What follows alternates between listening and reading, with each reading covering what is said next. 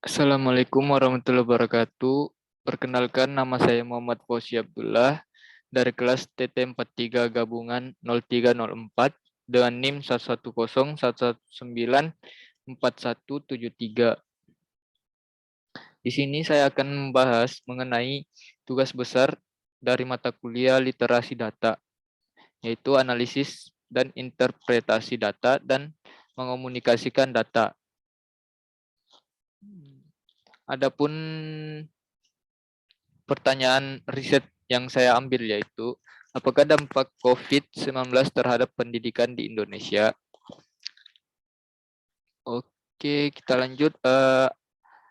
Yang pertama itu ada topik pembahasan, yang dimana ada ringkasan, pendahuluan, rancangan eksperimen dan prosedur penelitian, statistika deskriptif, metodologi atau uji statistik, hasil dan kesimpulan, dan terakhir ada diskusi. Oke, masuk di pendahuluan. Coronavirus Disease 2019 atau yang biasa disingkat COVID-19 adalah penyakit menular yang disebabkan oleh SARS-CoV-2, salah satu jenis coronavirus. COVID-19 adalah virus yang sangat memilukan bagi seluruh negara yang ada di dunia, sehingga menghambat seluruh sektor kehidupan masyarakat yang ada di dunia tanpa terkecuali, termasuk di sektor pendidikan. Seluruh aktivitas pendidikan ditutup di setiap negara, termasuk di Indonesia, yang mengeluarkan kebijakan mengalihkan pembelajaran tatap muka atau biasa disebut offline menjadi pembelajaran dari rumah atau biasa disebut daring. Kebijakan tersebut diambil untuk mengurangi kontak fisik untuk menyelamatkan dari virus COVID-19.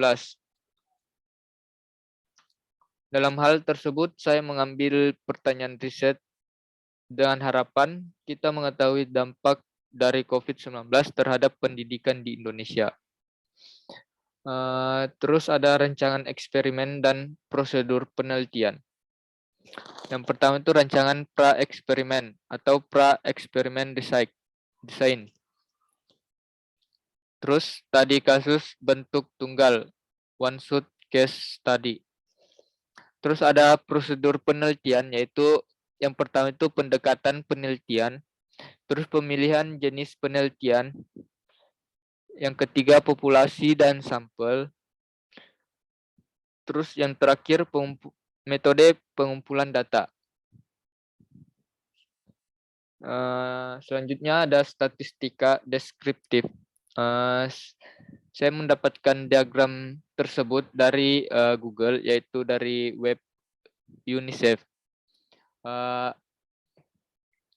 Dengan diagram persentase anak usia 7-18 tahun menurut status sekolah. Bersekolah itu lebih tinggi, ada 80 lebih. Putus sekolah sebelum pandemi itu ada kurang lebih 10 orang. Terus putus sekolah saat pandemi kurang dari 10. Terus ada diagram yang kedua, yaitu alasan anak Indonesia 7-18 tahun tidak sekolah saat pandemi. Di sini kita lihat yang paling banyak itu tidak ada biaya dengan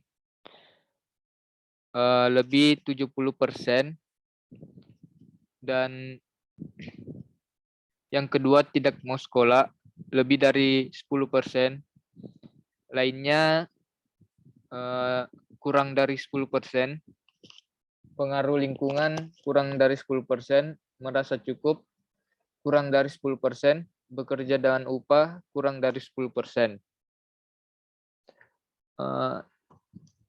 Di sini ada uji statistik. Saya menggunakan uji statistik dan metode regresi. Dari hasil yang didapatkan dari uji statistik yaitu Y sama dengan 1,35 ditambah 0,08x. Adapun hasil dan kesimpulan dari hasil survei yang dilakukan oleh UNICEF dari tanggal 18 hingga 29 Mei 2020 dan tanggal 5 hingga 8 Juni 2020 melalui kanal U-Report yang terdiri dari SMS, WhatsApp, dan Facebook Messenger menerima lebih dari 4.000 tanggapan dari siswa di 34 provinsi. Ketika ditanya tentang tantangan utama yang mereka alami saat belajar dari rumah, 38% siswa mengatakan mereka kekurangan bimbingan dari guru.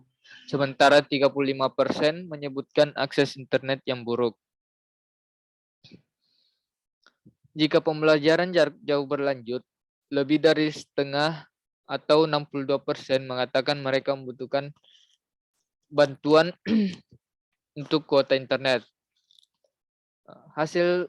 Adapun hasil survei UNICEF mencatat sebanyak 1% atau 938 anak usia 7 hingga 18 tahun putus sekolah karena terdampak pandemi virus corona COVID-19.